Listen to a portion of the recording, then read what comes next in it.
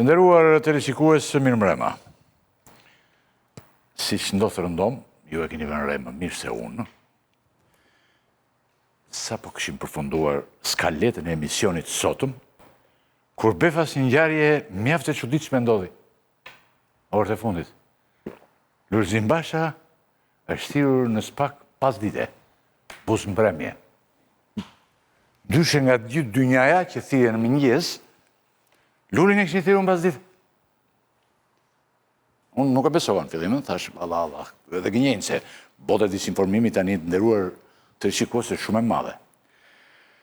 Por ndoshta edhe për të mos i prishur gjumin, se kanë thënë edhe këta të SPAK-ut tani, mendojnë, siç ja kanë futur atë kot më kot që ja kanë futur që ai flet gjatë, ndoshta edhe për këtë shkak e kanë lënë kohën e paradites, se ditët e kanë thirrur pas dite.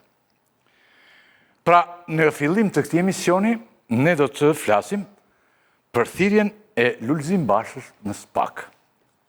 Do të flasim gjithashtu për aeroportin e Vlorës, i cili u hapën disa ditë që dëgjuat, u kënduan disa këngë dhe mbaroi. Nuk flet njeri më tani. Dhe për vrasjet e tmerrshme dhe pa arsye që po ndodhin shpesh në vendin tonë. Një popull, ne domethënë fillon që ne s'kemi vrarë njeri tani këtu që jemi, po një popull që ka tërë jetën e vetë që vret pas një arsye dhe pas një shkak.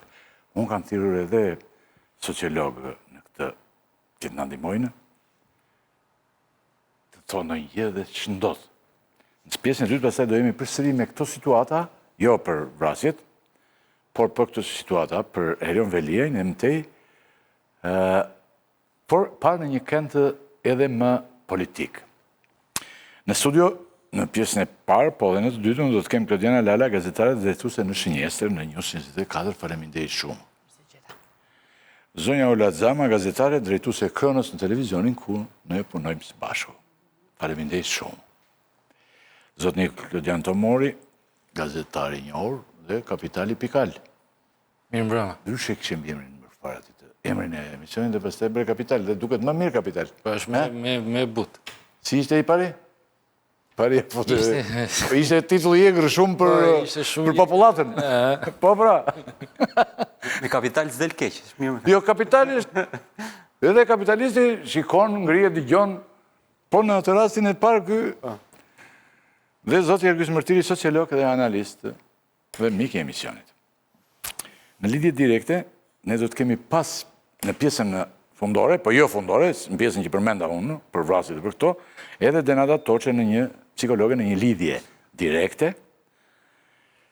Ndërkohë, në momentet e para unë do të fut në lidhje për avokatin Matlia, që është avokat mirëmbrëma i 4 viktimave, Dorian, ti si në Tiranë, se unë me zit kapa, je jashtë... Pogrades. Po mirë. Po qdo tani në timër Pogrades, apo delet, që të bësh? Halë. Tani... që në fakt ka dhe gazetar atje, prokuror gjyqtar, apo kam gabim, Dorian? SPAK sot ka hapur 21 janarin dhe ka thirrur Lulzim Bash. Hyrja i, në një orë, doli, nuk tha gjë se nuk thuhet, thonë që nuk thuhen gjërat. Çfarë mendon ti, di një gjë, a si është kjo situatë? Do të na thuash disa gjëra, ti je avokat i 4 viktimave, apo? Jo, më falë, kam qenë... Jam përndaj, lutëm? Qa ndrohet tani, dora të ndështë ajo? Po, në regullje. Ishte i shkëpitë, më falë. Unë, dhe tani kam qenë, ka përvajsuar disa nga familjet e viktimat të 21 janarit, po, është vërtet, por familja Nika, e cila praktikisht ka vënë në vite këtë proces të fundit, nuk përvajsohet nga unë, me gjithë duhet të kemi parasysh në këtë moment, po flasim, është hapur me kërkesë me vendimin që bërë gjykata e lartë për ta detyruar SPAK-un për tetuar për 21 janarit, pas SPAK-un në momentin e parë mori vendimin që nuk i takonte si kompetent, dhe tash ka marrë përsi për ta jetojë, për ka detyrim nga gjykata, kuptohet që hetimi përfshin pyetjen e gjithë personave që kanë qenë të përfshirë në ngjarje, por ende në fazën e hetimeve sekrete, që do thotë që atë kusht nuk do thotë asgjë për publikun në lidhje me detajet.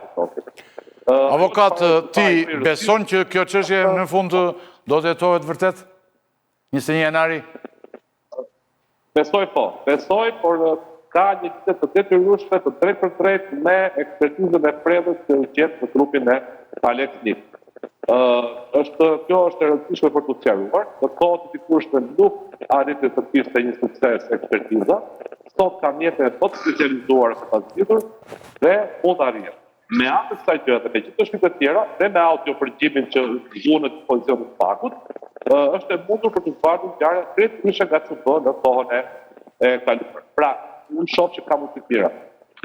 Luli Basha besoj unë të shtiru që të thot nëse ka parë ndonjë gjë se me sa më kujtohet mua, aty që i jepte pak zemër zotit Basha, edhe pse ishte ministri i Brendshëm, rinte dies pastë më tregonte Sokol Oldashi, rinte aty që i jepte zemër dhe forcë që të qëndronte përballë situatave të vështira që ishin atë kohë, që edhe të majtët nuk është se bënë një gjë të mirë duke u lëshuar aty, por pastaj ajo që ndodhi ishte ajo që pam, domethënë.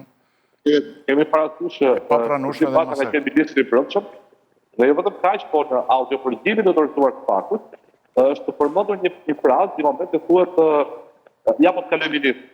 Dhe pastaj këtu audio për publike pritet, por audio që ka shkuar në prokurori është po e gjerë, po më kanë thënë, dhe ka shumë mundësi që këtë pjesë ku është vetë të dvakë që vletë në ratë. Pra ju besoni vërtet, avokat, ju besoni vërtet që kjo çështje do të hetohet dhe do të kemi zhvillime edhe njerë, dhe kolegët nëse kanë një për avokatin me njerë, dhe Nëse mund të bëj një pyetje nëse dëgjohet. Ja. Zoti Matlia, a mund të më thoni në informacionet që keni në cilin laborator është dërguar preda që u hoq nga trupi Alex Nikës në Turqi? Me qenë si jeni marrë me rastin edhe... Nuk e kam të informacion. Nuk mund të them për të nuk e këtë informacion. Dëgjojmë shumë dobët avokatin. Dëgjojmë me zhurmë. Dëgjohet një zhurmë, avokat? Po? Edhe njerë? Nuk e kam sa këtë informacion. Nuk e ke këtë informacion? Unë nuk e kam informacionin në cilin laborator mund të dërguar preda. Di që sot teknika e ka të mundur për ta zbuluar, megjithëse preda ka qenë shumë e deformuar. Flasim për një predhë që ka gjurmët nga cila armë ka dalë, dyshohet që mund të dalë nga arma e komandantit gardës, por për ta përcaktuar me saktësi 100% të informacion, do duhet një riekspertim. Se ku e kanë quar për riekspertim, nuk e kam të informacion të shpjesë e timeve sekret. Avokatë, se dikush nga politikanë, të kishtë thënë që edhe ti ky është avokati lidhur me Sorosin, kishtë thënë, për ty, po. A kjo është një histori tjetër. Unë besoj të, ti, jo vetëm pse unë ne jemi një, bashkëpunojmë, dhe me thënë, për problematikat që ne jemi patë, dhe unë kam një respekt me matë për një avokat vërtet me vlera, jo nga këta tipat që bëjnë edhe këto dillet në për gjykata shumë, si shkojnë, si seksere, kështu, por një avokati vërtet dhe me vlera. Ty të këshin, nga që s'kanë thonë për këto, që bën dille gjera, të këshin futë Sorosin. Fatë mirim duke ta nuk e ti mirë se. Të këshin futë Sorosin. Personi që e tha, ka... Se Sorosin është bërë... Asë të gjykatën në Shqipëri dhe asë për konsum të publikut shqiptar, e ka për të shtuar si të mbështetjes të Shtetet Bashkuara ku të thua që po turmohen nga Sorosi, ka një lloj vlere. Dhe ky është qëllimi nga këtij personi. Por hetimi vetë dhe gjykimi nuk ka lidhje me këtë personazh, pra me Sorosin, ka lidhje me një ngjarje që po hetohet që nga viti 2008. Unë kam qenë avokat i kësaj çështje që nga viti 2008 dhe edhe vetë Feruzan Durdaj në stanin e gjyqit sot tha që unë e njoh të avokat që në atë kohë dhe ju më flisni për një kohë tjetër, por që në atë kohë nuk ka qenë as Soros, as kush domethënë, dhe ky avokat ishte aty me mua. Kështu që këto janë konsume të panevojshme, çfarë po ndodh në gjyq është e rëndësishme. Avokat, ju, si kundër ju besoni që do të ketë zhvillime për këtë çështje, në studion tonë ti do të jesh i pranishëm dhe do në ndihmosh për këtë problematikë. Ende të pas zgjidhur dhe ose të zgjidhur në një mënyrë, si thua, siç i ka zgjidhur pjesë ndërmuese të punëve drejtësia që ne kemi. Faleminderit shumë. S'kemi gjë, s'ka. Faleminderit avokat dhe shihemi në studio herën tjetër. Faleminderit. Natën e mirë bashkë. Tani të ndjekim një moment zotin Luli Basha që hyn dhe del në spak dhe pastaj ç'ndodhi aty. Klodi na jep olësira të rëndësishme. Po, jo ti Klod, jo të Klod të mori, Klod Lada. se ti s'kupton gjë nga kjo. Po pra Basha në SPAK se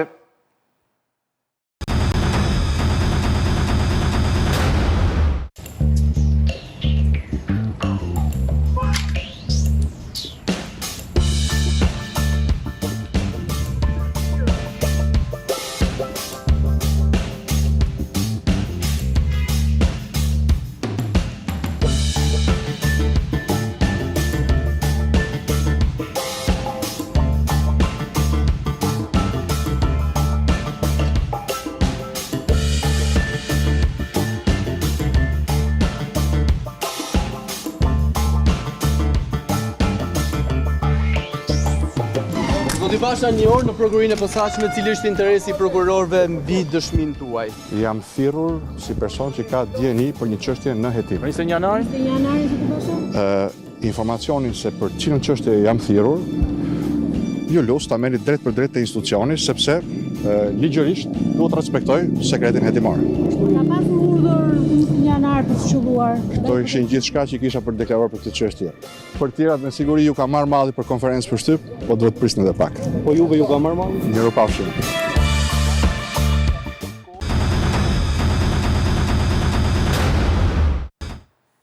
pra Zoti Basha e ndoqët, hyri, në një të një orë, doli, tha disa fjalë, edhe du më thëmë na i sesh me aktivitet tani, e kom pashtirur për këtë problem të sin besoj e një mirë, edhe i pa tjetër duke nga që nuk është më në aktivitetin e drejt për drejt politik. Tani, u abitëm me thënë drejtën në Klodi, që do lullin SPAK, thamë, se a i vetë nuk e tha se nuk i lejohet, që ta thotë, por a dini gjë, pse ka përfunduar dhe lullin SPAK tani, pse hyri aty, pse doli qysh tek. Sa më shumë detaje popullatës.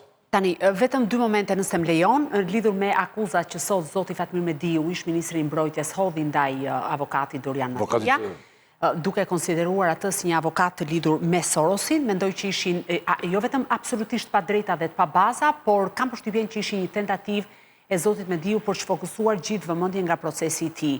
Mendoj që zoti Mediu nuk ka pse merret me avokatin dhe nuk është kjo për të mbrojtur zoti Matlia, por është në atë proces nuk po gjykohet zoti Matlia, po gjykohet Fatmir Mediu si i dyshuar për tragjedinë e Gërdecit. Kështu që kjo historia e politikanëve që sa herë janë ngushtë, hedhin akuza ndaj kujdo që u del përpara, duhet marrë fund. Për të kthyer tek pyetja juaj, thuajse në përfundim të orarit zyrtar, i shkreu i Partisë Demokratike, zoti Lulzim Basha, ju përgjigj një fletëthirrje të firmosur nga prokurori i posaçëm Alfred Shehu, i cili sipas urdhërimit të gjykatës së lartë dhe vendimit të gjykatës së lartë ka regjistruar ka regjistruar procedimin penal lidhur me ngjarjet e dhunshme, pra 4 vrasjet e protestuesve përpara kryeministrisë më 21 janar 2011. Prokuroria e posaçme është duke hetuar për disa vepra penale, duhet kemi parasysh ylli për ta sqaruar proprin. Rregullohet telefonin se del si ajo që i sajuan Fariut. Se këtu kjo popullat me këto gjëra merret, e kupton? Më futën një sajë skot më kot. Rregullojmë mbyllëm me vikjes. Pra nuk ndodhi ajo me Fariun. Në këtë rast dhe sqarove ato. Jo, po tani kemi të popullatës që çfarë ka ndodhur se vjen mesazhe dhe vjen ajo zhurma që dritet telefoni, çfarë them unë shkret. Haj. Atëherë, Eveja Alex Nikës ju drejtua prokurorisë së posaçme dhe kërkoi hetimin penal të gjithë zyrtarëve të lartë apo personave me profil politik, të cilës sipas saj janë të përfshirë në vrasjen e bashkëshortit. Fletasit Alex Nika, i cili u plagos fillimisht me 21 janar dhe u dërgua për kurim jashtë vendit. Nëse ju kujtohet, gjatë procesit të mëparshëm, një proces i gjatë, u dënuan për vrasjen e Ziver Veizit dhe të Faik Myrtajt, pra për 2 nga protestuesit, Ndrea Prendi, që ka qenë ish shefi i Gardës Republikës, dhe Agim Lupo, ish gardis. Dënimet ishin qesharake, sepse ju e dini se si shkoi historia 21 janarit për plasje mes prokurorisë përgjithshme dhe kryeministrisë. Zoti Berisha në atë kohë nuk i zbatojnë në mënyrë pa precedent urdhrat e prokurores përgjithshme për arrestimin e gardisëve dhe pati një përplasje institucionale. Vrasja e Hekuram Dedës dhe Alex Nikës mbetën pa autor dhe zonja pra Eveja Alex Nikës ju drejtua prokurorisë së posaçme dhe kërkoi hetimin e zyrtarëve të lartë dhe funksionarëve politik dhe publik. Prokuroria fillimisht refuzoi ta regjistronte këtë procedim penal, duke pretenduar se nuk ishte kompetente për ta bërë një gjë të tillë dhe i takonte prokurorisë së Tiranës, e cila ndërkohë e kishte qelur këtë hetim. Në vitin 2021, gjykata e lartë tha, pasi është qyrtoi çështjen, ka qenë një seancë gjatë dhe e tensionuar, që duhet ta hetonte SPAK-u dhe nga 2024, që është regjistruar procedimi penal numër 138, që i përkon pikërisht edhe dosjes së 21 janarit, janë pyetur një sër funksionarësh, gardist, ish-gardist, persona të cilët janë gjendur në ambientet e brendshme të kryeministrisë ku ndodhi protesta dhe demonstrata që në atë kohë drejtohej nga zoti Rama, sepse ishte kryetari i opozitës dhe ju e dini se 21 janari pra demonstrata u organizua pas videos së famshme Meta Prifti, nëse e mbani mend. Video regjistrimit të bërë nga ish ministri Prifti tashmë i ndjerë. Dhe Lulzim Basha është thirrur si person që ka dieni për faktin se në kohën që ka ndodhur ngjarja, ai mbante postin e ministrit të brendshëm. Dhe nisur nga një informacion dhe një detaj që ka publikuar fillimisht kolegu Artan Hoxha, por edhe xhaxhai Alex Nikës, bëhet fjalë për disa komunikime në radiot e punonjësve të Gardës së Republikës, ku është diskutuar gjatë orëve të tensionit, pra përplasjes së protestuesve dhe tentativës tyre për të hyrë në kryeministri. Nëse ju kujtohet në 21 janar, një automjet tentoi që të shkatronte rrethimin e kryeministrisë dhe të futej brenda godinës dhe u qëllua në drejtim të protestuesve duke u vrarë 4 prej tyre. Dhe zoti Basha shfaqet pak përpara sulmit, shfaqet në terracën e kryeministrisë dhe për këtë arsye është thirrur së pari për të treguar të gjithë dinamikën që ka ndodhur gjatë atyre orëve të tensionit brenda godinës së kryeministrisë, kush është gjendur në godinë, pra nëse përveç zotit Ndrea Prendi ku ai shfaqet në pamje, nëse ka qenë ose jo zoti Berisha në ambientet e kryeministrisë në momentin që ka ndodhur ngjarjet, dhe kush është personi i cili ka dhënë urdhrin lidhje me këtë çështje. Zoti Matlia e tha, ka 2 momente shumë thelbësore e historie e 21 janarit. Nëse zbulohen të plota komunikimet në radio të punonjësve të Gardës, aty lehtësisht është e verifikueshme se kush e dha urdhrin për të qelluar me armë të vërteta, sepse fillimisht u qellua me plumba manovër, nëse e mbani mend 21 janarin. Dhe në fund fare, Agim Lupo, i cili ndodhe në katin asnjë, është ai kati si 0 që del pak mbi tokë, po ta shikosh me kujdes vend qëndrimin e tij, qëllon me armë dhe Ndrea Prendi ka qelluar me pistoletin e tij. Pra kjo është çfarë ka ndodhur më herët. Dhe zoti Basha është thirrur pikërisht për të bërë këto 2 sqarime.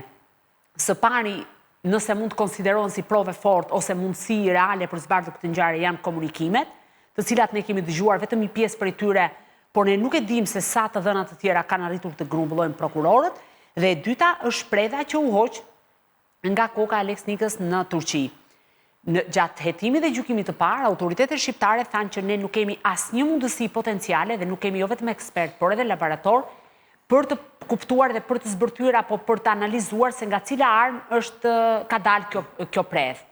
Ndërkohë që me zhvillimet e fundit të teknologjisë kriminalistikës e tjera me radhë, është arritur në konkluzionin që ekspertët e huaj, dhe në mos gabohem bëhet fjalë për një laborator shumë specializuar në Itali, dhe është kërkuar po ashtu edhe ndihma e Shteteve të Bashkuara, do të bëhet një rikthyrje dhe rianalizim i predhës që është mbajtur i ruajtur tek provat shkencore. Dhe nëse do të arrihet të vërtetohet se nga cila armë është gjetur, pra ka dalë kjo predh, mund të kemi një ndryshim të gjithë dinamikës së ngjarjes, por po ashtu mund të kemi edhe vërtetimin e autorësisë.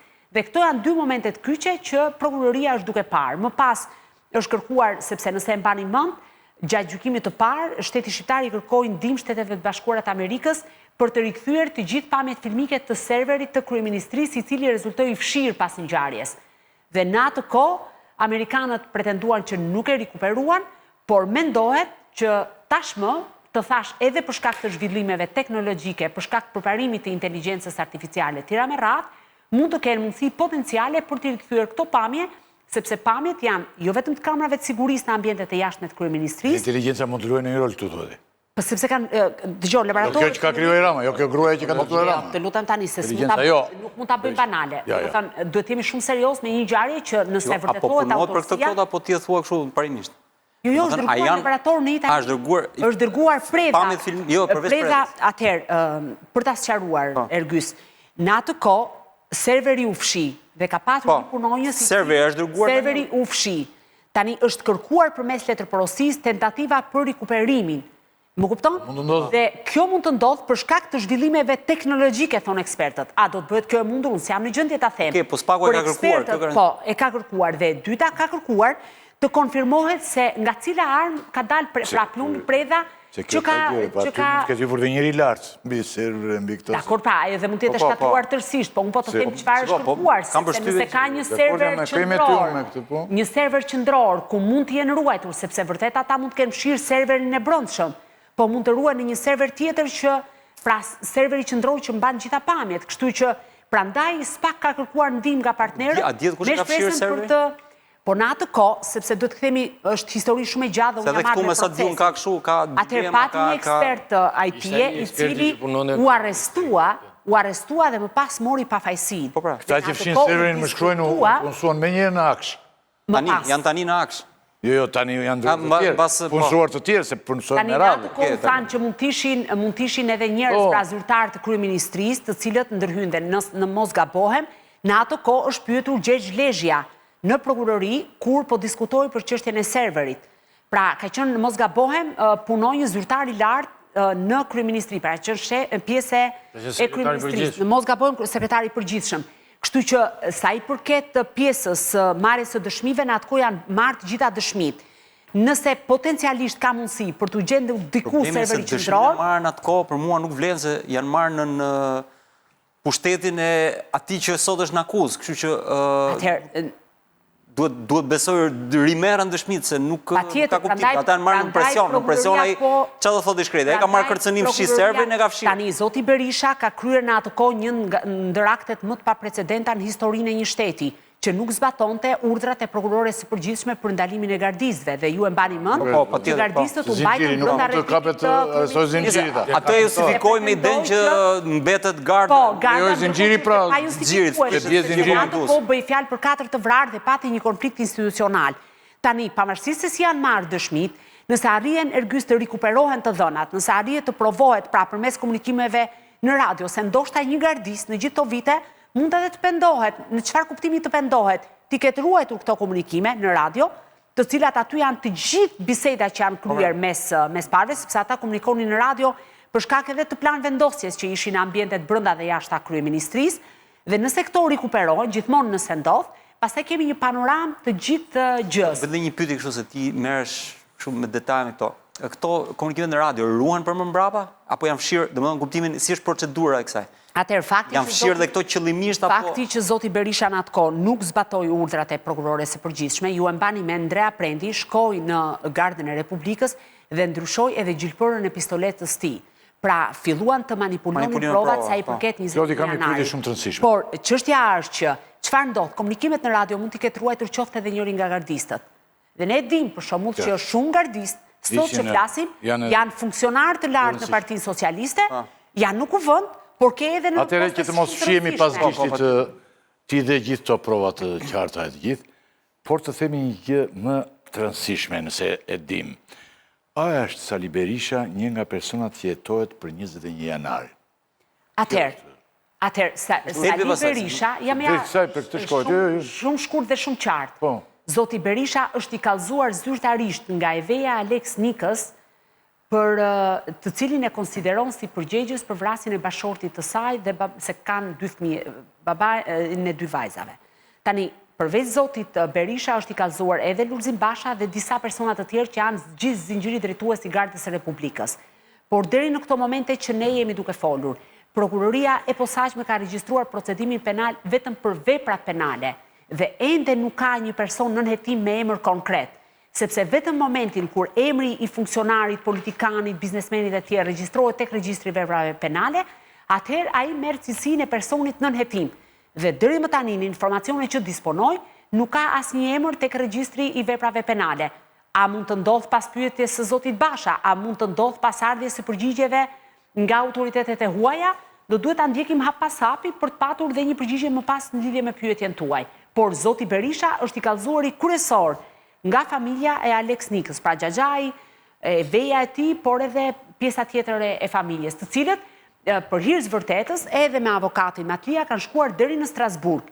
Dhe gjithë rihapja e 21 janarit, pra e dosjes së bujshme, erdhi për shkak se Strasburgu e klasifikoi atë si krim shtetëror. Dhe duke klasifikuar dhe duke e cilësuar si një krim shtetëror, automatikisht do të pasqilte edhe hapjen e dosjes penale.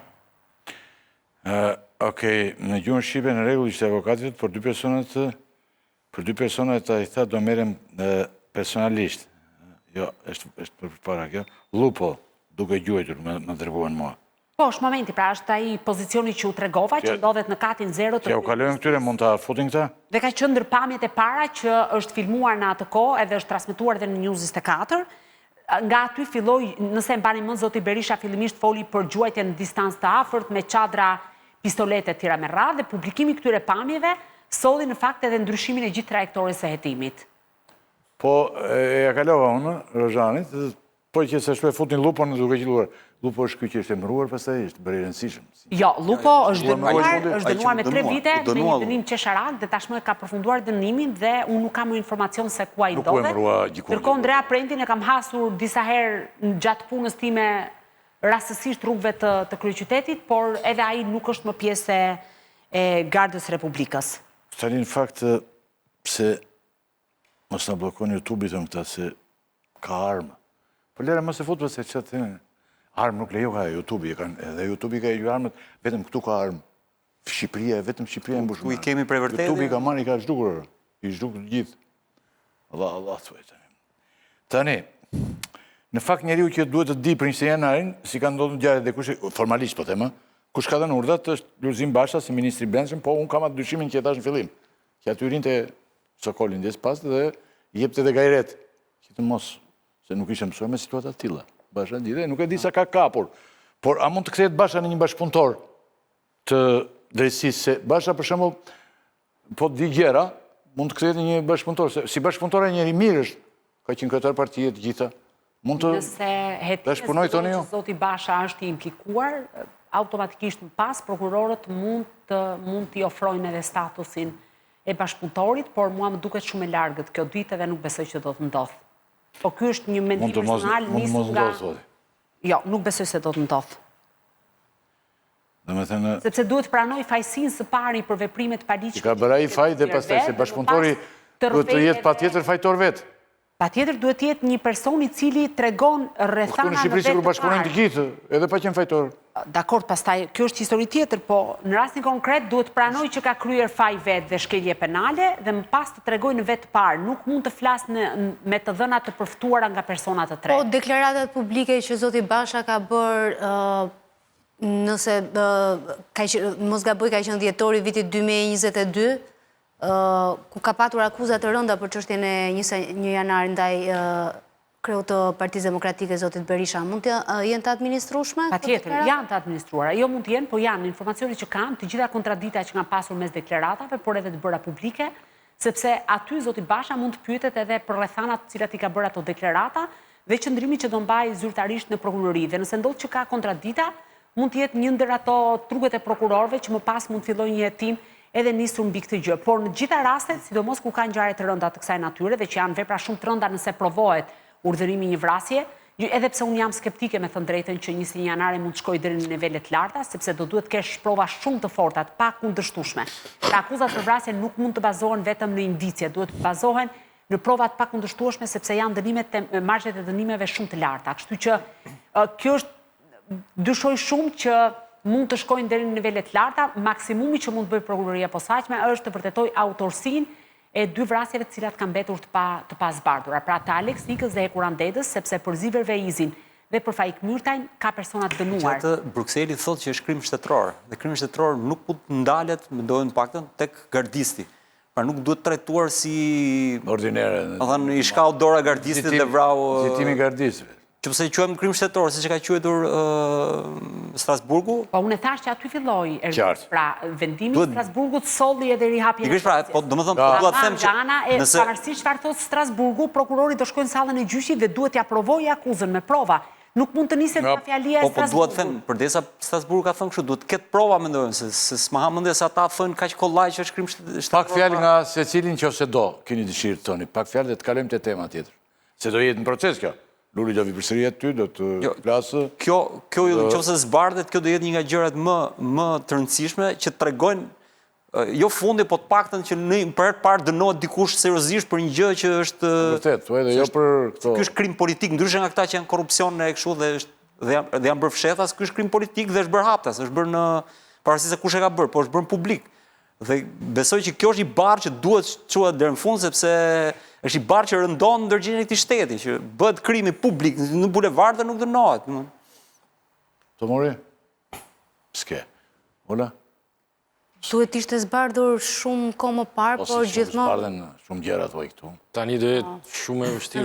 Dhe besoj se ka Zbardhja qenë pengi politikës për ta mbajtur çështjen pa hetuar deri. Zbardhja këtu, po t'ishte zbardhja në Bizhimrat, vetëm zbardhja s'ka. Vetëm nxirje bëjmë ne. Nxirje, domethënë, shprehje gjëra të gjithë ndëruar të shikues tani, unë mendoj që kaq duhet për këtë pjesë, sepse ne duhet të kemi shumë informacion dhe të dimë më shumë që të flasim. Dhe duhet në zhvillim, si proces, do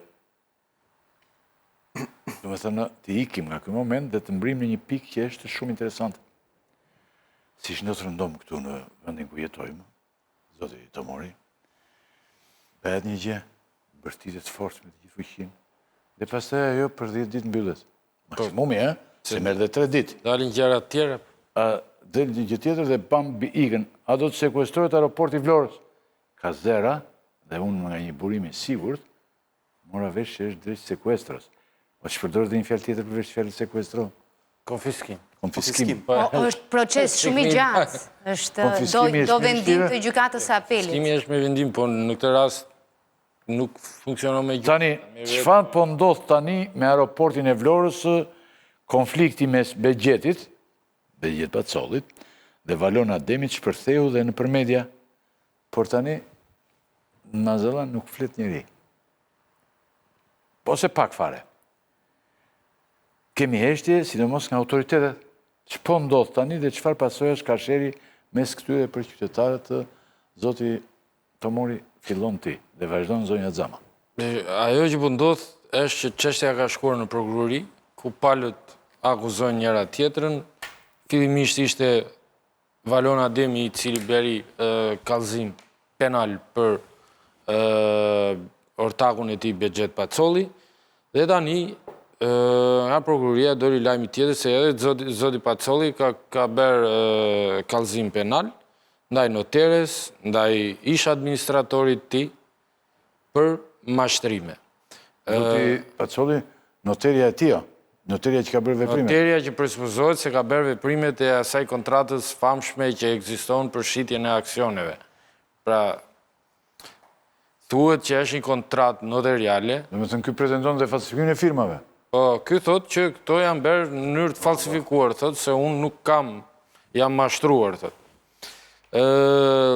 Po ky është një sherr i cili po mban të bllokuar një aset strategjik, që është ekonomi, dhe pasoja kryesore e sherrit mes Pacollit dhe Valon Ademit është fakti që sot qytetarët shqiptarë nuk kanë një aeroport në Vlorë, sot Vlora nuk ka një aeroport i cili do t'i sillte ekonomi, sigurisht asaj zone, do t'i sillte punësim, do t'i sillte edhe turist, dhe kjo ndodh për shkak se 2 aksionerë zihen dhe akuzojnë njëri tjetrin për mashtrime dhe falsifikime.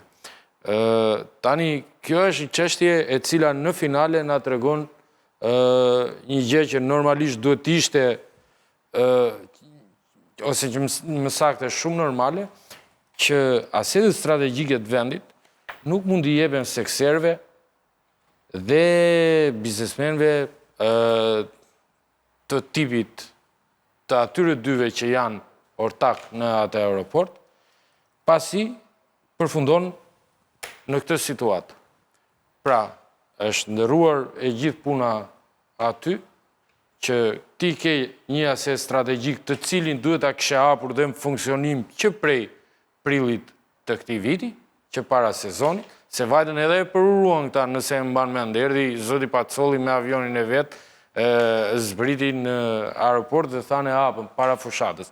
Por ndërkohë, aeroporti nuk u hap as në prill, nuk u hap as për sezonin turistik dhe nuk dihet se si do i shkoj fati tani që çështja ka shkuar nëpër prokurorira dhe nëpër gjykata, se këtu po hyre në xhunglën e gjyqësorit, nuk u dihet se sa vite mund të marrin ai gjykimi çështjeve që mund ta mbajnë peng atë aeroport. Edhe kur do shtetja? Edhe po do shteti, do më thënë gjykatat, apo këtë pun kanë gjykatat? Gjykata këtë pun ka, prandaj shteti duhet bëj diçka në këtë histori. Dhe sigurisht që ai opsioni i sekuestrimit mund të jetë ndoshta zgjidhja më logjike nëse konflikti mes dy aksionerëve vazhdon dhe ende gjykatave dhe si më logjika, a nuk ekziston risku që arbitrazhit. Biznesmenët të shkojnë në arbitrazh dhe Do të rëndom Para se të shkojnë në arbitrazh. Jo, para se të shkojmë tu, se edhe unë e kam pyetje. Ta tregojmë pak si Klodi është pyetje shumë saktë, po e ka pak më vonë. Janë dy Të pretendimet vazhdojmë. e palëve. Atëherë, Klodi, nëse mbarove, Kloto mori se... Okej, atëherë, qeveria Rama që në fushatën e vitit 2017 premtoi kudo aeroporte, në Saran, në Korçë, në Vlorë, në Kukës, dhe sidomos në Bregdet Mirbene. Tiranës. Tani po të shohim fushën e zhvillimit aeroporteve në Shqipëri, mund të thuash me plot fjalë që është dështuar me përjashtim të zgjerimit të aeroportit të Tiranës, edhe pse nuk është bërë ende një aeroport për linja transoceanike. Por ky është bërë kampion ky i Tiranës, vjen gjithë gjysmë e Ballkanit. Vjen kështu se mund shikoj. Gjithsesi, kualifikimi i kompanisë ishte një kompani e cila nuk kishte përvojë dhe eksperiencë në fushën e aeroporteve. Kishim kompani gjermane, pavarësisht se ata nuk e kishin zhvilluar, më pas kishim një kompani kineze dhe kompania që e mori është kompani shqiptare që nuk kishte përvojë. Patjetër që numri i pasagjerëve është rritur. Aeroporti Kukësit është një dështim askush nuk ka më fluturime dhe është një koncesion që kompania që ka marrë koncesionin nga do më thënë po llogarit që të shpall falimentin, se me bilance falimenti zyrtarisht i shpallur është, sepse del me humbje. Tani, me Sarandën është hapur disa herë tenderi, nuk ka patur sukses. Me aeroportin e Vlorës u tentua në vitin 2017, kanë qenë tre ministrat Gjiknuri, Ahmetaj dhe Haxhinasto në mos gaboj, u paraqitën në Komisionin e Ekonomisë dhe Financave për të marrë një autorizim që të negocionin një kontratë të drejt për drejt me një konsorcium kompanish turke, Cengiz, Kalyon dhe Kolin, ishin emrat e këtyre tre kompanive. Pas zgjedhjeve të 2017-ës, negociatat me turqit u zhvilluan nga Ahmetaj dhe Gjiknuri dhe nuk u finalizuan. Turqit në atë kohë kishin propozuar që ta ndërtonin për vlerën 120 milion euro dhe kërkonin 120 milion euro garanci nga shteti. Pra, nëse unë investoj 100, në bazë të numrit të pasagjerëve që do të fluturojnë në aeroport, nëse mua brenda 10 vitesh nuk më arkëtojnë 120 milion euro, diferencën ja marr buxheti të shtetit. Për këta arsye, flitet që, ose edhe ashtu si që kanë deklaruar dy ish-ministrat në atë kohë, negociatat me kompanin turke u prishën. Qeveria, pjesa më e madhe kabinetit Rama ndryshon në vitin 2019, pas protestave të studentëve, skandalit me DH Albania, dhe nis një qeveriere në fushën e Ministrisë Infrastrukturës dhe Energjisë, sërish pallet ambicia për të ndërtuar një aeroport në Vlorë. Në zgjedhjet e vitit 2021, aeroporti Vlorës ishte, të themi, ai flamuri i asaj betejës që dha Partia Socialiste. Dhe bëjmë pyetje mua, a jemi të sigurt që na duhet ky aeroport nëse? Pastaj hym te kjo, sa të shpjegoj pak konfliktin. Duhet një aeroport aty duhet. Madhësia se sa do e bësh. Para herë ajo shkatron lagunën e Nartës, që është nga lagunat më... A mund të... Se këtu jemi, si dush, okej. Jo, Ta bëjmë që të normale, po... Jo, nuk ngeli atri fare për pyetjen. Mund të mos e shkatrosh atë, po kishe vend tjetër ku më ndërtojë gjitha... Po ku ta bërë? Bëjnë Saran, prapë se ta bësh Vlorë. Saranda, Vlora është një orë gjysmë larg nga Tirana. Ajo mund të bëjë shumë mirë në Fier, dhe nuk ishim se Dhe se ka një gjë tjetër, më fal. Vetë fakti që turqit kërkojnë garanci... Do dalte krimi mjedisor, do dalte ndërtimi pale... Ja ta them një fjali. Vetë fakti që turqit kërkojnë garanci financiare për një investim, sepse nuk janë sigurt që do i nxjerrë parat, pyetja është pse bëhet. Mos rrim gjatë, sepse kemi dhe dy pika tjera të rëndësishme. Të thoto Ola gjërat më të rëndësishme që kjo mundon. Atëherë, kontrata fitohet nga kompania Mapco, YDA, që ishte grupi turk që ka ndërtuar dhe Spitalin Memorial të Fierit, dhe kompania Dua Group, një konsorcium. Pikët për përvojën në ndërtimin dhe operimin e aeroporteve i plotësonte kompania turke YDA, po ashtu kishte edhe pjesën më të madhe të garancive financiare.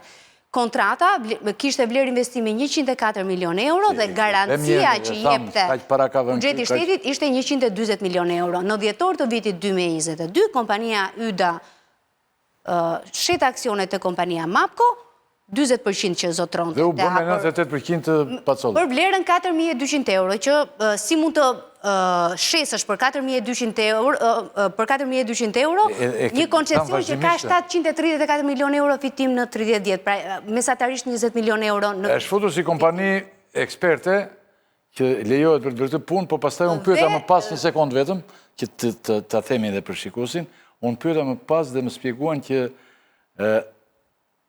më pas këta duhet të zgjidhin një kompani tjetër të këtij lloji, sepse ndryshe nuk mund të vijonin që të kishte ekspertizën. Deri tani ishte normale, deri tani. Donin me aeroportin me Njut. Po? E kanë parashikuar në kontratë që operimin do ta ketë një tjetër. Ikim tyre dhe themi që Pa ata s'pranuan. Klodi, në kontratë ke pikën 18.2. Ola të mos se na ikin njerëzit. Jo, nuk ikin njerëzit. Ja dëgjoja. Jo, nuk ikin njerëzit. Shitjen e aksioneve e ka miratuar Ministri Infrastrukturës dhe Energjisë për një kompani që nuk ka pa Ajo, në këtë rast e ka planifikuar Belinda Balluku, ajo e planifikon. Se s'mund ta bësh asun as ti, ajo e miraton. Kontrata neni 18.2, pika A dhe B, thotë që lejohet shitja aksioneve nëse kompania i përmbush detyrimet dhe garancit financiare dhe përvojën teknike. Këtë thotë kontrata. Po pra. Jo, po flisim për tjetër. Një kompani konkurente që ka qenë në këtë tender, ka qenë kompania Alde Group, e cila kishte ofruar për të ndërtuar aeroportin për një vlerë më të ullët investimit, 80 milion euro. Tani e ke parë që është Alde Group. Alde Group është shqiptar, emigrant shqiptar që s'ka asnjë aset, nuk ka... Alde Group ishë mashtrues o zonjë se tani unë pyeta gjëre, po të gjë tani që... Dakor, ne tuaj që duhet. Qela që nuk ka asnjë aeroport, nuk ka bërë ndonjëherë asnjë aeroport, ka bërë një Nuk po mbroj asnjë kompani, po tregoj historinë, juve... Po e mund të dalë dhe unë nesër dhe të them unë, po e ndërtoj për 20 milion.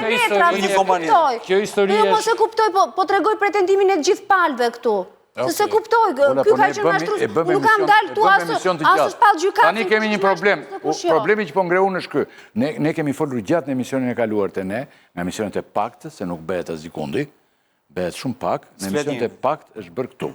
Dhe ne kemi folur gjatë. Dhe tani shteti mund të ndërhyjë për ta sekuestruar. Jemi këtu. Po mirë, mos a di publiku, qëfar pretendojnë gjitha palët? Po publikut ne ja treguam mirë, në qoftë se ti do tani, ja tregojmë ditë për ditë publikut ne nuk kemi kështu të dalim për ditë. Ne ja treguam publikut çka ka ndodhur. 2 kompanitë të gjitha, 3 kompani turqit ju larguan e të gjitha. Domethënë nuk kemi lënë gjë pa thënë. Unë pash emisionin më shumë foli avokati, nuk po prandaj mendova se avokati dhe të ftuarit këtu folën sa mundën dhe çfarë dinin. Vazhdo çfarë ke lidhur me këtë problem tani. Tani, 2 partnerët, njeri ka marrë 98%, tjetëri 2%. Po. Janë në një shërë të madhë me një tjetërin dhe gjithçka është e blokuar. Pala e 2%-shit, thotë që ka një kontratë notariale, ku i ka shitur 20%-shin. Pala tjetër tha, Tomori, po. Ky 20%-shi ati nuk i vlen pa firmën e autoritetit kontraktor. E para e punës. Kjo është kryesorja. Po pra, dhe po themi që mund të shkojë drejt sekuestrimit, sepse kjo gjendje është. Kush do shkoj drejt sekuestrimit, se shteti nuk sekuestron? Sekuestron vendimi, prokuroria me, propozon gjykat me vendim gjykate. Po shteti shkon në prokurori dhe në gjykat shteti... Jo, nuk ka shkuar shteti në prokurori ende. Ola, të lutem. Në prokurori ka shkuar zoti Valon Ademi i kompanisë 2A Group. Dhe këto janë pretendimet. Pretendimet janë që unë kam këtë kontratën... Pyetja që shtrojmë ne, është, a do sekuestrohet aeroporti i Vlorës? Ka zera të rëndësishëm dhe unë e kam ngritur këtë duke dëgjuar njerëz të rëndësishëm duke folur për këtë punë. Dhe ne jemi këtu tani. Aeroporti Vlorës, tani si që është ligji po flasun, aeroporti Vlorës mund të sekuestrohet... Mirë, pyetja ime është shteti shqiptar, nuk ka të drejtë... koncesionin në një aktivitet kriminal. Pra nëse kontrata është dënë në shkelje të ligjit, po, entiteti që është Vlora International Airport sekuestrohet. Po jo se ka përplasje mes zotit Pacolli pra kompanisë. Pse ka ardhur kjo? Po si erdhi ky problem? Jo, për lere ligjin. Se këta e bëj ligjin si që duan në shtjetër gjë pastaj. Po nuk është po. ligje ashtu se shteti ta merr siç mori Qezin e përzuri për atë punë. Po çështja është kjo. Si e mori Qezin? Po e mori. Si e mori? E përzuri me drubile. Kishte kontratë pra. Qa kontratë? Prishte kontratën. Po pra të njëjtën gjë të bën të merr ai që ti jep lejen. Për qa po flasim, Klodi, për sekuestrim apo prishe Po kontratë? flasim që ai që t'jep koncesionin... Po jo se janë koncepte juridike të ndryshme tani. Tani se nuk kemi në shkenca juridike. Ai që t'jep Jo, po më nxirni mua si kur zdi çfarë po flasim. Po flet gjatë vërteta të sakta, por që nuk i kemi në fokus sot. Po thuaj prishe kontratë, mos thuaj sekuestrohet, atje dhe të them se çfarë parashikon. U prish kontrata aty Dorin Zojç pastaj? Jo, e dikush është varianti më i mundshëm që mund të ndodh. Është që shteti ja u ble atyre me book value, u jep parat mbi vlerën kontabël të aseteve që ata kanë, dhe i thotë shkoni në arbitrazh sepse unë nuk mund të rri peng, sepse ju të dy mund të keni konflikt për 30 vjet, dhe ju ma mbani një aset timin strategjik aty për shkak të sherreve tuaja, pse duhet pagojnë qytetarët e mi. Pastaj ti shko në arbitrazh, kërko drejtën tënde, bëj çfarë duhet. Unë ta marr një. Si që mori, kur nuk është në përmbushje të afateve të kontratës edhe të kushteve të kontratës. Në aeroportin e Vlorës unë kam parë në disa media dalin gazetarët tonë po punojnë me dy turne. Ola, është bloku gjithçka më. Dakor që punohet. Po thonë po punojnë me dy turne, unë jam habitur. Do mediat pro qeverisë. Po kalojnë njerëz aty, me dy turne kalojnë. Shur, po raportojnë më. O i zonjë tani unë kam biseduar dhe me njerëzit një pjesë të tyre. Pa titër nuk ka administrator, nuk ka kush merr vendime dhe firmos qoftë të O zonjë, njeriu ka njeri prej aksionerëve ka një letër në dorë që thotë unë kam dhe 20% plus 47 plus 2, 49. Tjetri thotë kjo është falso dhe do shkoj dhe unë i gjyq. Pra ke të bësh me prestigiator të nivelit shumë të lartë. A mund ta themi dhe shteti mund ndryj këtu dhe ne pyetjen që shtrojmë sot pas shpjegimit që bëm dihet, ilmë avokatin e njerit, që pretendonte, tjetëri ishte i hapur emisionit të vijë dhe të shpjegoj nëse ka të drejtë, po nuk vjen. Tani, kjo pala tjetër, pretendon që duan që t'ja marrin të gjitha, ndërkohë që nuk ka asnjë letër që ta vërtetoj këtë. Pala tjetër ka disa letra dhe një kontratë që pala tjetër e kundërshton dhe thotë që është bërë në mënyrë fiktive dhe unë nuk kam qenë i pranishëm, ka bërë kallëzim penal, dhe ky më duket një konflikt civil mes dy aksionerëve. Jo, nuk të lë shteti për konflikt civil dhe ti të marrësh vendin, si që ishte rasti Qezit që të mëndjej. Kë vënd? Është një vepër strategjike.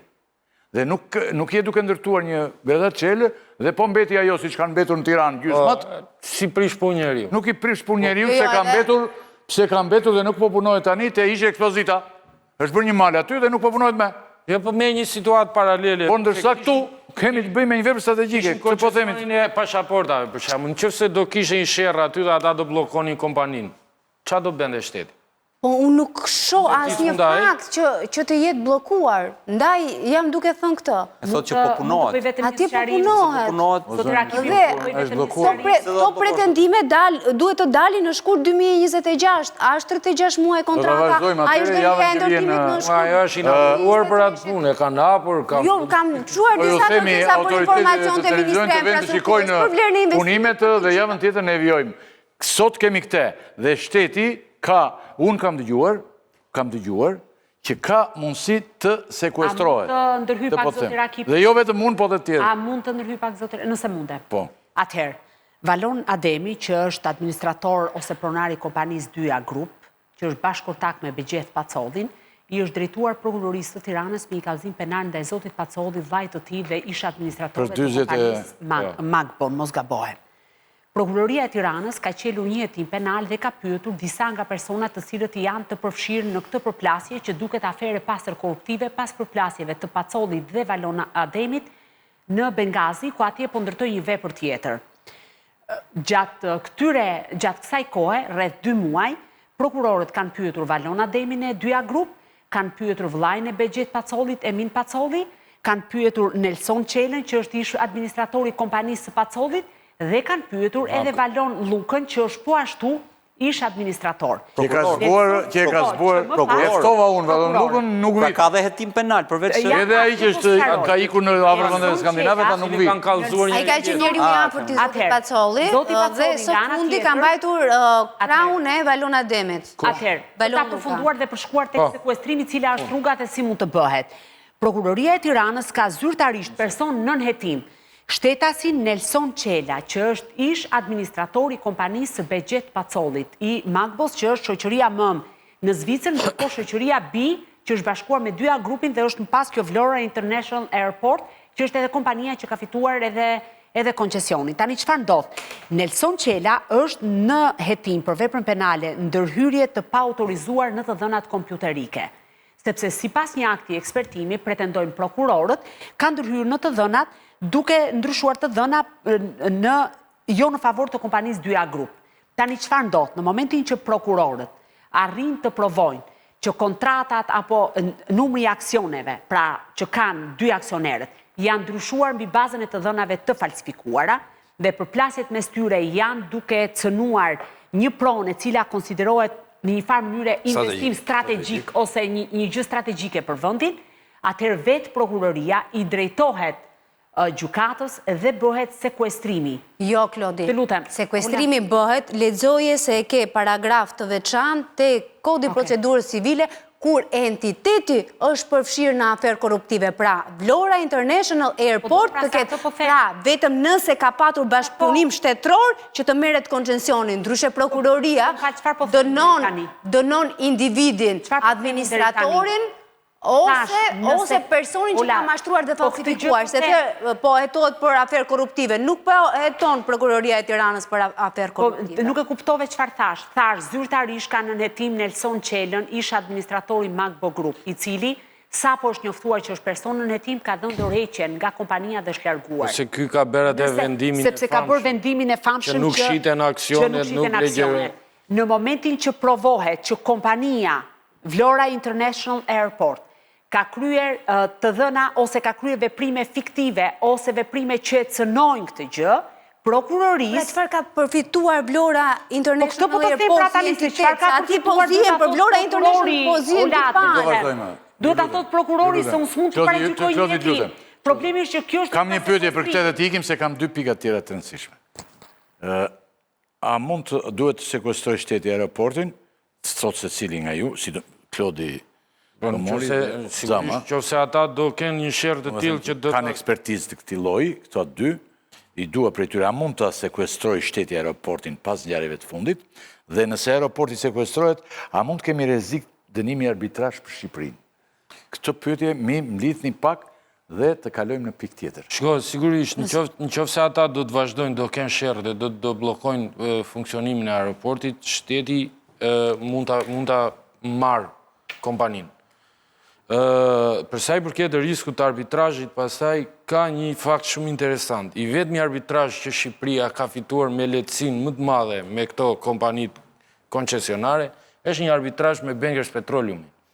Që Rama e thot i kemi fituar $200 milion, po ta kesh dëgjuar ti, ato nuk janë $200 milion tamam fitim, po janë shpenzime që 100 milion, pra 20% që kanë 100 milion, po. Dhe e di cila ishte arsye sepse fitoj, sepse kinezët kur morën kompaninë, bën një letër të madhe, të hapur, dhe akuzonin ish drejtuesin, ish administratorin e kompanisë, Leonida Çopo, që ti na ke vjedhur kështu, na ke vjedhur kështu, na ke vjedhur kështu, ke vjedhur kompaninë. Fiks rasti konkret. E kam pyetje, mos më fut këtu, të lutem. Se e kam pyetje tani, sa ta mbaroj këtë. Po jo, po këtë rast të tregoj tani, se kam pyetje çfarë po ndodh me Bankers. Jo, po ti, apo më pyet për arbitrazhin. Po për arbitrazhin. Unë po ta marr rast. Vetëm që është fituar është Bankersit. Po, për shkak të konflikteve mes aksionerëve. Sepse shteti shqiptar ç'a bëri? Mori letrën që kinezët bënin. Dhe shteti ka situatë më të thjeshtëzuar këtu thua ti. Po sepse këta të dy, më fal ta marr, këta të dy akuzojnë njëri. Edhe kjo pra, se edhe këtu janë. Të lutem. Këta janë të dy që akuzojnë njëri tjetrin për mashtrues, Pra është ngjashme si rasti kinez. Po, dhe ku ja kanë bërë? Ka mundësi ta fitojë thotë. Ku ja kanë bërë mashtrim? Mashtrim ja kanë bërë shtetit, se këta akuzojnë për shpenzime, për faturat fryra. Pacolli thot kanë fryrë faturat, ai Valon Ademi, që thot ai kam dalë me 25 22.8. 22. Valon Ademi akuzon Pacollin për mashtrime të tjera, pra qeveria shqiptare ka këto letra të dorë dhe i thot, unë kam dhënë një koncesion në mirë besim. Shikohet çka kam bërë. Unë baron punët. Këtu e fiton arbitrazh. Ka që është... Ola dhe mbyllim... Mund t'jeve, ka jam ca plat shkicë që zien aty, edhe i thonë njëri tjeri, ai du të gjepër. Dhe pse ha jep tyre koncesionin. Po mos batimi ky është problemi, nuk u jeve koncesion. Konkludojmë me Ola Zamën edhe ikim nga ky moment se kam dy gjëra të tjera. Kjo ose do heqim të bankën të le vetëm të fundit.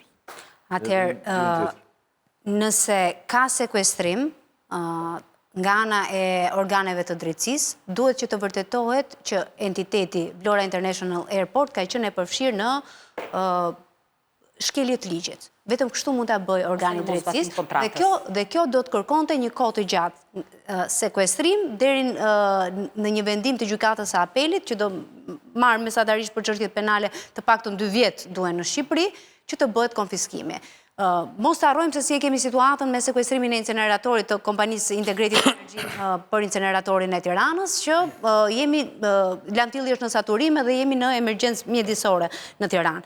Tjetra, nëse sekuestrohet nga ana e drejtësisë, tjetër risk që është edhe pagesa e kredis, sepse aeroporti nuk mund të futet në operim nëse nuk përfundon investimi dhe nuk hidhen edhe disa 10 milion euro të tjera që parashikohet që të hidhen. Këto 56 milion euro që janë marrë te banka BKT, kush do t'i paguaj? S'është arzhuar asnjë lek nga ato. Bezhet Pacolli i ka marrë. Jo, thot për kredin e BKT-s. I analizova bilancet pas gjendje në ark sa e kishin në fund të 2024. Nuk kanë para që... Nuk, e qartë, po, shiko, nga gjithë kredit që ka marrë Pacolli, edhe 100 milion shi, dhe kjo nuk janë arzhuar lek të aeroporti. Ato leta... Është një metodë që është përdorur tendur në Shqipëri, po etohet pra dhe kjo. Leta etoj drejtësia. Atere... Nëse kjo vërtetohet dhe gjenden shkelje të hapura të kontratës, patjetër që shteti duhet të ndërhyj. Por ajo që është më e rëndësishme për ne si qytetar është shteti do ta bëjë këtë për të drejtën e qytetarëve apo për të përfituar një grusht biznesmenësh që sot janë bërë më të pasur se kur. Se edhe këtë ana tjetër duhet të dyshojmë. Po e lem këtë pyetje që thotë me këtë pyetje që shtron zonja Zama për njerëzit do bëhet kjo puna apo për një grusht njerëzish, këtë ne do ta shohim në ditët që do të vinë. Tani, me që ishe duke folur ti, unë do të fut fare pak minuta, ku do të thuash ti diçka, Kloto Mori dhe Lala, më bëri përshtypje një që dha bëri raporte drejtësia në parlament. Nuk lënë gjepa thënë dhe pa përdorur, dhe nuk përdorur në asnjëherë, nuk thanë asnjë gjë asnjë politikan, 140 veta në parlament, asnjë pyetje për bankersin, domanit apo të tjerve, asnjë pyetje për kurumin, kompanitë të cilët kanë ngrirë, i kanë thithur këtij vendi çfarë kanë mundur. Bankers për shembull është Oktapodi, kur po e shnoja unë Strishën, pa e bënja, thash me njërë të fjale Oktapod, me shumë, gjithë politika ka futur duart aty, dhe të gjithë kishin frikë, po asnjëri nuk kujtohet të pyeste Dumanin që e ka marrë spaku këtë gjë, ose tjetër dhe prokurorët e tjerë. Asnjë pyetje, asnjë gjë. Mund të më thoni çfarë po ndodh me bankersin? Çfarë po ndodh me prokurorinë e posaçme, atë e di Klodi. Jo, nëse e di. Se Klodi e mbulon spakun. Atëherë, vetëm për një fjali nëse më lejon për aeroportin, shteti mund ta marrë dhe ta sekuestrojë nëse gjenden shkelje të kontratës dhe shkelje të kushteve të kontratës, çka e bën më të lehtë më pas edhe fitimin në arbitrazh. Për të kaluar te bankersi, personat e arrestuar dhe ata të cilët janë në masa sigurie kanë dalë përpara gjykatës së posaçme, sepse siç dihet tashmë firje ka kaluar për kompetencë të spakut, është konfirmuar zyrtarisht gjatë zhvillimit të seancave për masat e sigurisë që është regjistruar për veprat penale të skemave mashtruese dhe veprat të tjera që kanë të bëjnë në kuadër të grupit të strukturuar kriminal, është regjistruar gjithashtu vepra penale e korrupsionit e cila nuk ishte më herët, që ka të bëjë pikërisht me rolin e zyrtarëve të lartë. Dhe nga ana tjetër, është duke u hetuar në 2 drejtime. Së pari, se si ka funksionuar grupi strukturuar kriminal në zhvatjen e buxhetit të shtetit, sepse ideja është në do më thënë, mos pagesa e taksave, dalja me humbje e kompanisë për 20 vite me radhë e të tjera, i ka shkaktuar buxhetit shtetit një dëm të pallogaritshëm në 20 vite. Dhe kanë qenë të dyja qeverit dhe ministrat përkatës të linjave në të dyja qeverit, si qeveria Berisha, ashtu edhe qeveria Rama, janë duke u parë. Gjitha gjasat janë që nën akuzë të shkojnë kryesisht ministrat e viteve të fundit, sepse për disa të tjerë akuzat janë parashkruar, pra edhe nëse gjenden fajtor ose të dyshuar për veprat penale, ekziston rreziku të mos shkojnë për para drejtësisë, pavarësisht nëse kjo konfirmohet për shkak kohës gjatë që ka kaluar, sepse bëhet fjalë për 20 vjet dhe disa nga veprat janë parashkruar, dhe momenti i dytë ka të bëjë me jetim për njerëzit e drejtësisë, të cilët për vite me radhë, pavarësisht ankesave, pavarësisht auditimeve dhe shkeljeve që janë konstatuar, në asnjë rast nuk kanë qelur çështje penale ose kanë pushuar çështje që kishin të bënin me bankersin. Pra këto janë dy drejtime që po hetohet. To mori pak fjalë dhe të ikim se unë nuk e di sa dhe si do hetoj SPAK, por ajo që di është që të paktën deri më sot, për sa i përket këtyre hetimeve me karakter financiar, nuk kam parë një hetim nga SPAK apo nga prokurorit që të marrin çështje edhe të tonë. Këtu në këtë aferë janë vjedhur kaq lek. Nga këto kaq lek, ne kemi mundur apo mund të rikuperojmë mbrapsht kaq lek. Të pjesë. Pra, tu shiko çështjen e inceneratorit. Nuk ka që dali dhe në një komunikat të saktë të thoj prokuroria, këtu janë vjedhur kaq para, janë kaq para abuzim, po hidhen shifra 300 milion, 400 milion, 40 milion, 1 miliard. Pra, ky është një defekt i madh që mendoj e kanë organet e drejtësisë në Shqipëri, më saktë SPAK-u, sepse ajo është struktura më e specializuar që kemi ne dhe ajo e tonë këto çështjet e mëdha. Dhe mendoj që edhe historia e bankersit do ka për të përfunduar kështu. Dhe një gjurulldi, aq më tepër do ta hanë një dy ata aq më tepër që dy forcat politike që e kanë drejtuar Shqipërinë dhe këto vite, nuk ka dhe që kanë krijuar bankersin, këta e kanë krijuar, do të thotë që ata nuk janë fare të interesuar për ta zgjidhur këtë problem. Dhe nuk ka për të marrë vesh ky milet as sa e kanë vjedhur, as që të marrin ndonjë qindark mbrapsht nga ato që është vjedhur, por gjurulldi si bëhet këtu për çdo çështje edhe. Nëse bankers hetohet, në rrjedhën e SPAK-ut nuk bien vetëm politikanët e të dyja forcave politike që nuk duajnë dot që të, po edhe 3-4 biznesmenët më të mëdhenj të Shqipërisë. Ndaj është një çështje shumë është një çështje e mbyllur thotë. E nxehtë në duart e SPAK-ut. Edhe shikoj, edhe mund ta hetoj si duhet. Qartë që ne nuk do paraqykojmë. Tomori, zoti Tomori, ndoshta nuk hetohet. Ndoshta po, ndoshta jo, siç më thoshte. Por në fushën e krimit financiar dhe goditjen e sistemit ekonomik të kapur, nuk kemi parë sukses. Jemi okay. Atëre, kalojmë te pjesa e fundit, por shumë e rëndësishme e pjesës parë. Domethënë, kronikat televizive, kronikat e lajmeve janë të mbushura me vrasje në vendin ku jetojmë. Duket nuk ndalen vrasjet, duket shoqëri totalisht në krizë, por një krizë e vjetër, nuk është se është bërë sot. Unë shpesh kam përmendur këtu Faik Bejkonicën që thoshte që shqiptari vritet për hiç mos gjë, për një vijë ujë, për një gardh. Por në fakt tani është bërë dhe më keq. Nuk vritet më për një vijë ujë dhe për një gardh, po vritet për një ekspres, për një tas prosciutto, për një pse preke kalin, për dikë që kështë prekur kalin, iku u vra. Pra, çfarë ndodh?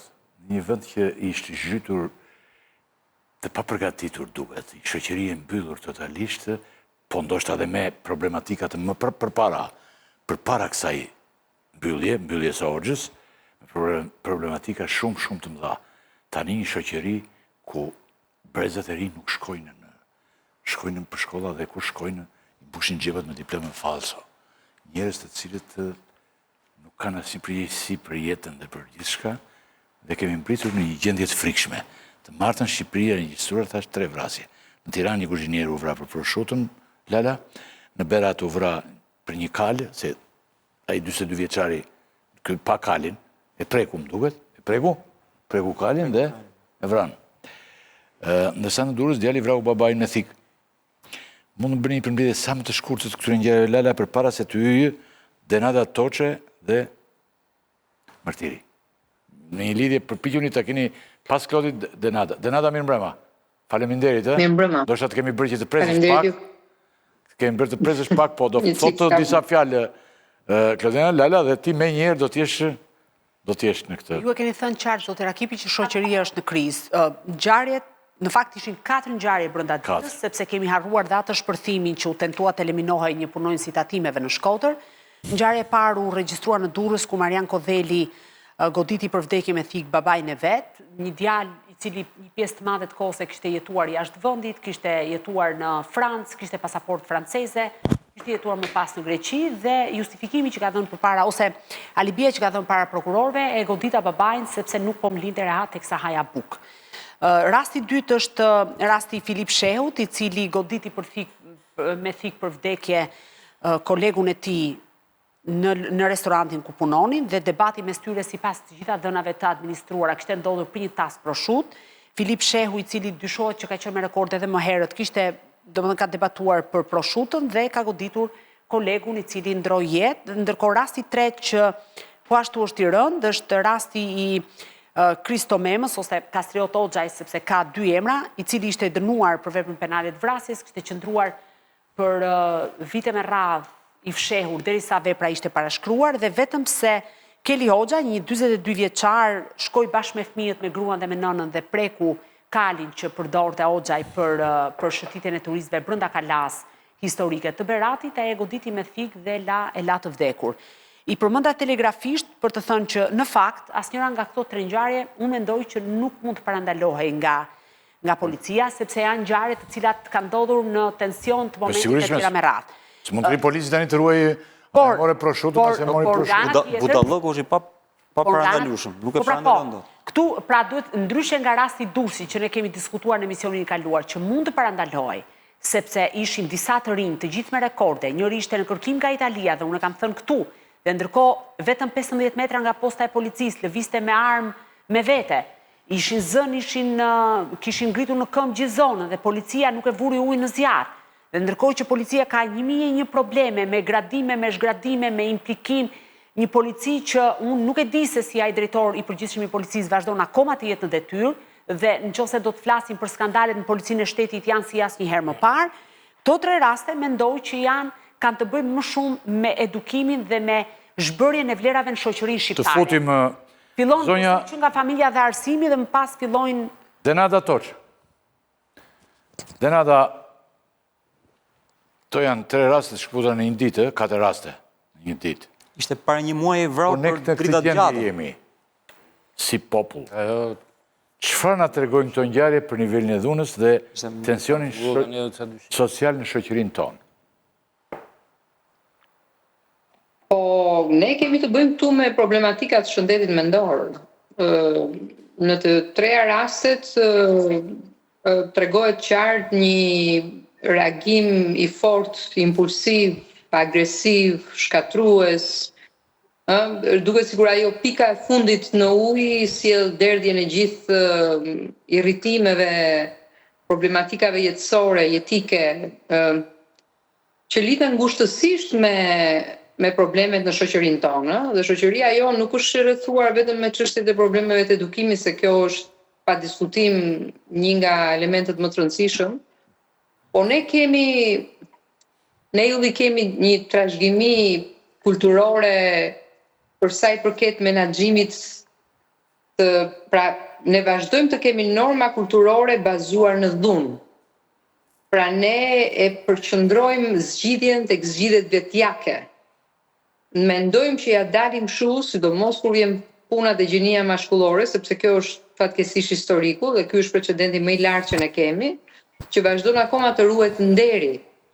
Si mundet të më shikosh mua shtrëmbës, si mundet ma bësh mua të më ngresh fjalës, si mundet, domethënë mbrojtja e nderit, mbrojtja e krenarisë vjen me element bazik dhe me frustrime bazike kafshërore, si pasojë mos ndërtimit të esencës ose thelbit të vlerave apo thelbit të nocioneve parsorë dhe të dashurisë dhe të sigurisë.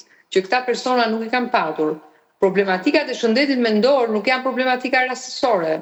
Do të thënë, ne kemi një mungesë diagnostikimi të frikshëm, të hershëm, të shumë individëve që janë kriminalë, që janë kriminale dhe ato që parashikohen dhe ata që s'parashikohen, për që kanë veprime të tilla impulsive, që mund të shoqërohen që nga antisocialet, që nga personalitetet antisociale, narcistike, paranojake, që dhe problematikat e çrregullimeve të personalitetit, depresione të rënda, problematika madje dhe skizoide të forta, të cilat janë totalisht të patrajtuara, do të thënë djali që vret babain se nuk e lindë rahat të hante. Do të thënë duket si banale, po unë mendoj që kjo është një gjendje e vazhdueshme, hipoteza ime është që këto janë një gjendje të vazhdueshme që jetojnë aty në familje, me prindër që kanë shoqëruar ose familje që mund të jenë shoqëruara me trauma, me problematika të pazgjidhura, me problematika emocionale, me mungesë empatie,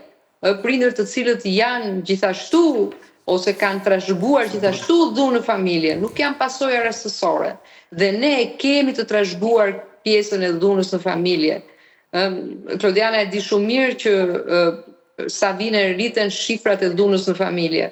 Dhe të shohësh babain, të shohësh gjininë maskullore që rreh nënën, prindrit, dhuna verbale, dhuna fizike, dhuna psikologjike, mbijetesa e një uni të fortë në familje, që gjithçka zgjidhet me pjesë, akoma ne kemi të trashëguar pjesën e arkaizmit patriarkal në familje. Jo më larg se sa disa ditë përpara, një nën më dëshmonte qartazi që të ngrihet zëri në familje, në një familje të një krajine të saktuar, pa rëndësi ka e jug e veri. Të ngrihet zëri vetëm një vështrim të bëj babai, vazhdon akoma kjo pjesa vështrimi që bën babai, le më pastaj dhuna që jeton aty. Si te gruaja, si te fëmijët e tjerë. Pra,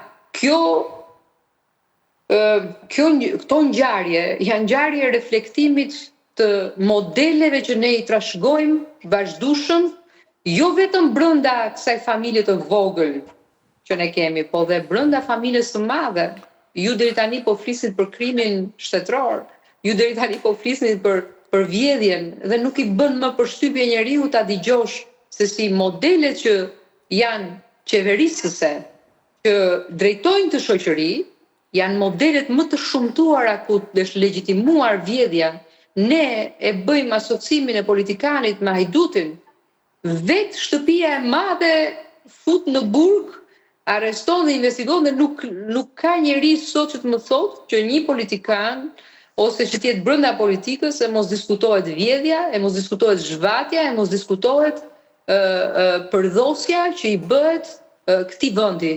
Po pse një vend i tillë i cili zhvatet dhe është në këtë gjendje sociale-ekonomike, mundet mos trashëgojë frustrim social dhe kjo ndërgjegje sociale është shprekur rënd për sa i përket ruajtjes së këtyre vlerave. Si mendoni çfarë modeli mund t'i japim ne adoleshentëve sot? Denata, edhe mërtiri në këtë, dhe pastaj edhe mërtirin ta futim në këtë bisedë? Po? Patjetër. Përgjithsisht dakord me çfarë thot Denata. Unë shoh kryesisht e kultura. Ne kemi kulturë shumë problematike, kulturë dhune e cila ka në thelb kultin e të fortit.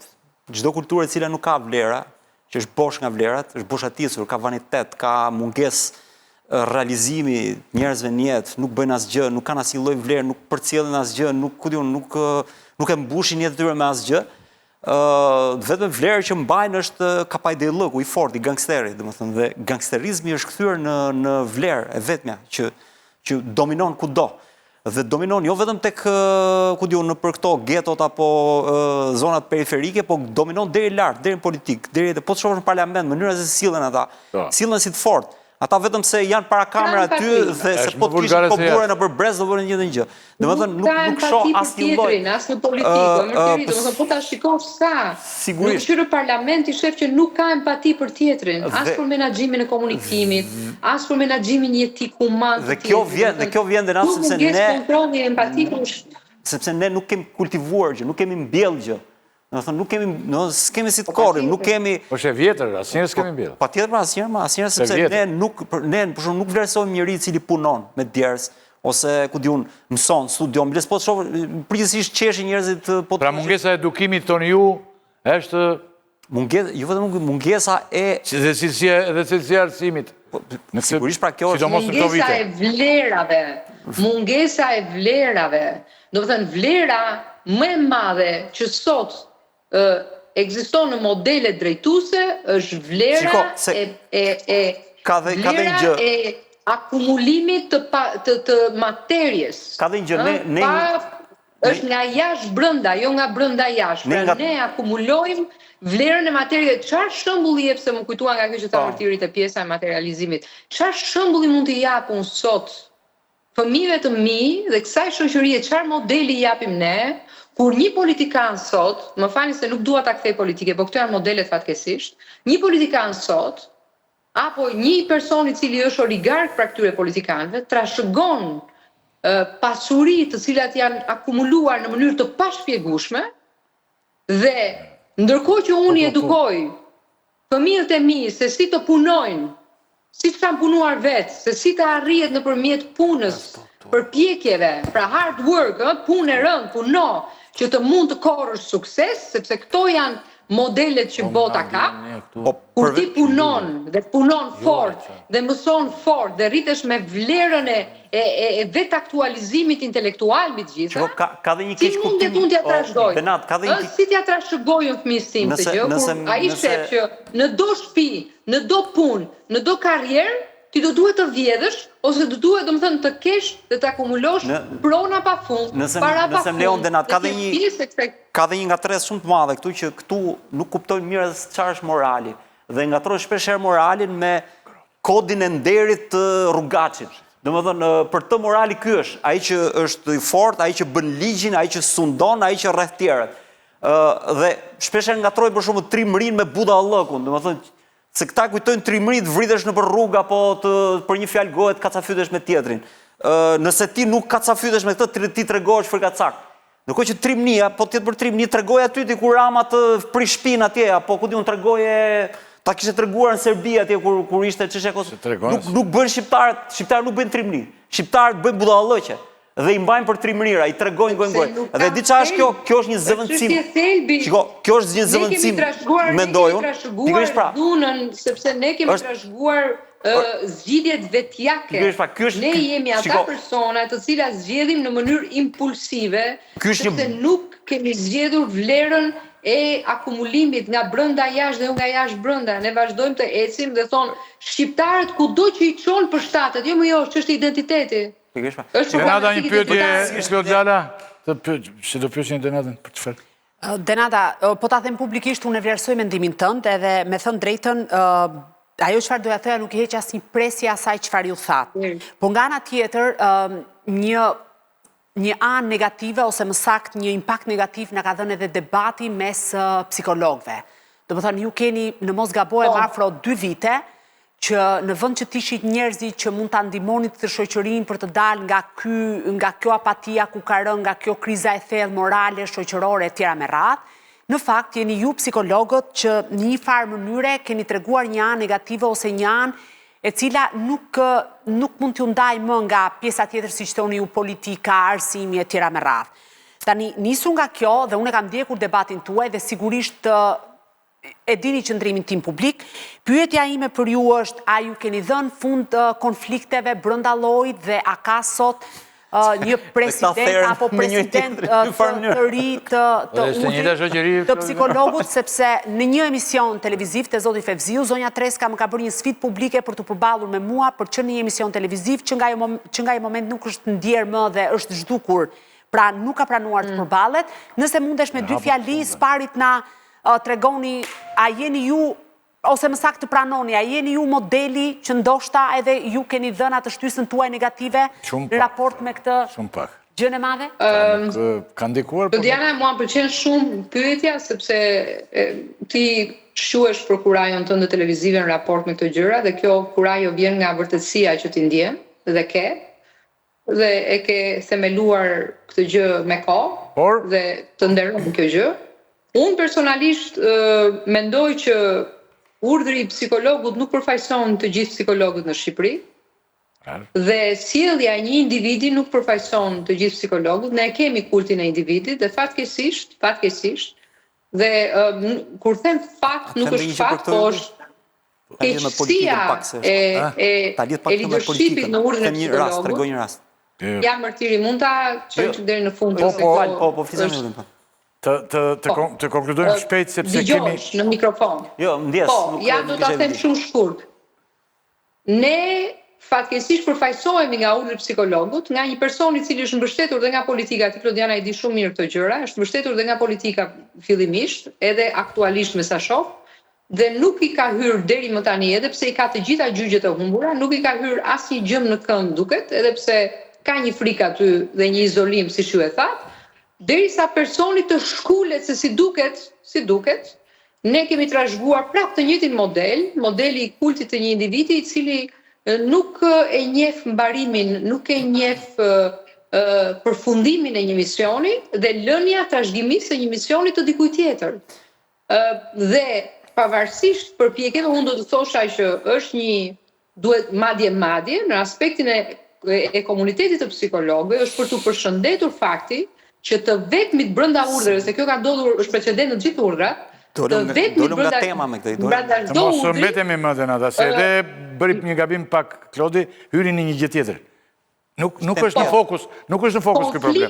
Ne hajde të bëjmë një emision. Bëjmë një emision, unë kam bërë emision këtu të posaçëm për urdhrin e psikologut dhe unë i di problemet gjitha, por urdhri i këtë problem nuk e krijon urdhri psikologut dhe as psikologut. Jo, po shumë e rëndësishme të janë mesazh. Po s'kemi, nuk e kemi këtë. Denata, të lutem, nuk e kemi. Javën tjetër të premtoj, 2 javë të ardhshme të premtoj të bëjmë emision për këtë problem, për psikologët. Por edhe sikur ti bësh, të thresësh psikologët më të mirë të botës, ky vend nuk rregullohet vetëm nga psikologët. Pyetja ime tani është këtu.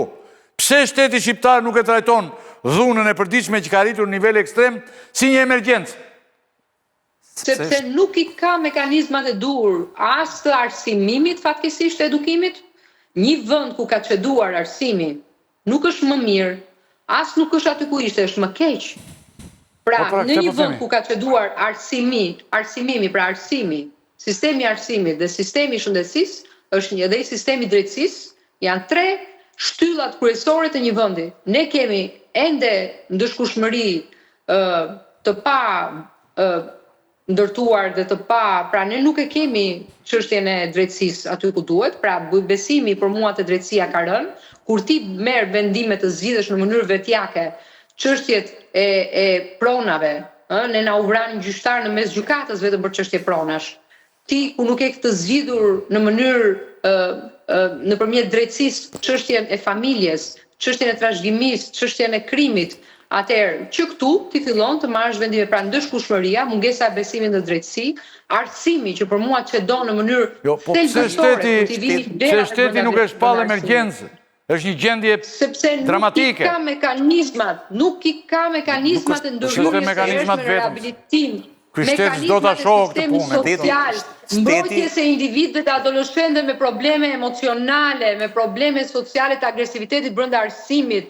Nuk i kemi, ne kemi psikolog në përshkollë që nuk bëjnë dot psikologun për shkak se sistemi nuk i mbështet. Mërtiri dhe të konkludojmë. Ata që punojnë në arsim, nuk i kanë mekanizmat për t'i trajnuar si duhet dhe për të hapur shërbime profesionale. E dini ç'do të thoni ti një psikolog profesionist dhe tjetë të japi ndërhyrjen e hershme dhe shërbime sociale që ndërhyjnë që herët te këto familje, te këto individ që shfaqen sjellje agresive, antisociale dhe kriminale që herët nuk i kemi dot, nuk i mbajmë dot, nuk investojmë, nuk është prioritet.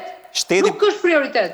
Denat, shteti për mua, nëse si ka mekanizmat, duhet i gjejë, duhet i krijojë. Dhe është e pafalshme që shteti nuk i ka mekanizmat. Dhe kjo vjen nga një, themun, problem i madh që ka shteti, indiferenca. Më saktë shteti nuk e çan kokën, as do të di fare, as janë ndjen fare se vriten njerëz. Nuk ka krim më të madh se indiferenca. Më fal. Nuk ka krim më të madh se indiferenca. Po të them një gjë, të marr rast e kot. Unë kam parë për shembull kryeministin tim, i cili pozon me një reper që këndon e bardha e shiles, bëjmë biznes në 100 kg, që del bën klipe ku vret polic dhe shpërndan drogë dhe ja kall policisë dhe bën jetë prallore, ku pozon me Lamborghini, ku di unë, dhe Dhe kryeministri del pozon me atë dhe e thretë për fushata. E ofron atë si model dhe pikërisht Noizi dhe pikërisht Noizi gjendet dhe e kanë përfshirë Noizi në tekste shkollore me foto dhe jap në tekste shkollore të fëmijëve, po. Dhe ky shtet, nëse ka të paktën një minimum prokopimi. Ka Naim Bejfrashi dhe këta, po pra, ka kalon se gjasme e pretendon këtë sikur kjo është trendi dhe kërkon të zbres tek fëmijët. Ndërkohë që fëmijët merren gjithë ditën me këto. Problemi është si ta tërheqësh fëmijën nga Noizi dhe ta çosh ke ku diun Beethoveni apo tek këta bëjnë të kundërtën, ta e çën krah tjetër. Pra, problemi është që këtu shteti, madje un kam parë një klip ku këta vrasin policët. Klipi kështu ishte, domethënë vret policën, shesin drogë, e kapin, arrestonin, fusin burg, del Çilieta, çliron Noizin nga burgu dhe vret dhe policët aty, kështu me si edhe në fund fare jetojnë të lumtur një plazh tropikale, ku diun domethënë. Tani e di që poshtë ishte me twitra. Falenderoj Ministrinë e Brendshme për suportin që na dha për mjetet në përdorime të tjera. Tani më fal, çfarë them, a shtet ky? Pse vjen kjo? Sepse shteti nuk e ka problem krimin. Shteti me krimin është ortak, domethënë e para, e dyta, sepse kjo shoqëri se ka problem krimin, sepse kjo shoqëri se ka të rëndësishme jetën. Kjo shoqëri nuk është mësuar sepse ka jetën bosh dhe normalisht hero vrasëse në një gjyqtari. Ka parlamentin shqiptar tani. Vrasëse në një gjyqtari e bën hero. Parlamentin shqiptar e ke parti tani. Po e kemi parë. Renata, tani do konkludojmë, dua disa fjali të fundit. Ç'mendon ti tani? Mund të bëjnë një gjë konkrete shtetit tua ti ajo? Vlera më e madhe që njeriu ka është jeta. Në momentin që shteti shqiptar nuk ka respekt për individin dhe për jetën e tij, për mua kjo është tragjedia që gjithnjë më tepër do përkeqësoj shëndetin mendor në Shqipëri dhe jetën sociale në Shqipëri. Pasiguria është më e madhe se ç'mendojmë ne. Prandaj edhe shtyhet individët të cilët janë që ende ruajnë vlera dhe janë pjesë e asaj shoqërie të mesme që po përpiqen të bëjnë një vetzgjidhje vetjake të shumë aspekte jetike familjare. Unë mendoj që janë raste që kalojnë në neglizhencë për shkak të mosgjendjes së një terreni ku mund të shfrytëzohen dhe të përdoren si modelet prioritare dhe majorative në Shqipëri. Nuk janë ata. Për sa kohë drejtimi i politikës bëhet nga kriminal ose nga individ të cilët atashohen me kriminalët, atëherë ne jemi një vend i cili do vuajmë akoma dhe nuk jam këtu për të sharë askënd, jam këtu për të bërë një thirrje të fortë. Po dhe ishtë po i shave nuk para të gjonë njëri e kupton. Ne kemi nevojë për modele të cilët të jemi krenar që jemi shqiptar. Ti mund ta shohësh që na është vrarë nacionalizmi. Që në impostim, po të shohësh Ramën e këta pozojnë si cuba, ecin si cuba, domethënë po ti shohësh këta. Fort janë gjithë. Këta kanë mentalitetin e tyre, po s'ka asnjë dallim këtu nga ai. Domethënë nuk ne na është vrarë nacionalizmi që në djep. Dhe nuk ka krim më të madh se mos jesh krenar që je shqiptar. Ti duhet jesh, ne duhet jemi krenar. Edhe jashtë këtyre kufimeve dhe ne na cënohet kur vendi ku cënohet jeta, vendi ku preket jeta, është një vend i cili nuk na bën krenar. Ose do lëvizim që ta ngrejmë standardin e jetesës, respektin për jetën dhe për njeriu, ose përfundimi nuk është Denata, mirë. Mund të falenderoj shumë që ndihmove emisionin tonë për përmërës sotme. Faleminderit ju. Do është ta dëgjuan ndonjë fjalë njerëzit e kupton, po tani nga ne nuk varet shumë kjo punë. Mund të them që këtu, faleminderit Denata, natën e mirë bashkë. Faleminderit ju. Mund të them që këtu tani veproni pak shpejt kur largohet Denata, për shumë, me thash natë e mirën, largohet, e kupton. Unë mendoj që këtu ne do mbyllim dhe do të jemi në një pjesë tjetër. Rëndësishme është dhe ajo, nesër ndodhet në gjykatën kushtetuese zoti Erion Velia, do tjetë, dhe do merren vendime të rëndësishme aty, do të flasim dhe për këtë. Po për një 2 tema të tjera, ullën zotin Niko Peleshi, ullën një 2 orë në poshtë. Pa. Zotin Niko? Ishte sukses ai. E ullën nga karrika. Nga karrika lartë e zbritën poshtë. E zbritën poshtë, pastaj unë gjitë prapë lartë, dhe vetëm 10 veta votuan kundër ti. Sukses ishte. Sukses. E hoqë për 2 orë. Po dhe kështu do di ku ka shpëtuar. Amerikanët e çliruan, ja hoqën ato. Po me kushit mos merret me gjë. Po ne kemi dhe punë e doktorit, a mund të bëhet dhe kjo për shembull, dhe mund ta lejojnë dhe doktorin këta dhe a do doj doktori që të i dorë nga gjërat se ai s'te heq Me këto do flasim pak në pjesën e dytë, do të mbetet në studio Mërtiri dhe Zënja Lala. Ola, faleminderit shumë. Zoti Mori, faleminderit. Do të jemi në emisionet të vinë tani, u përpoqim, thoshim në një gjë, publicitet dhe rikthehemi për pjesën tjetër.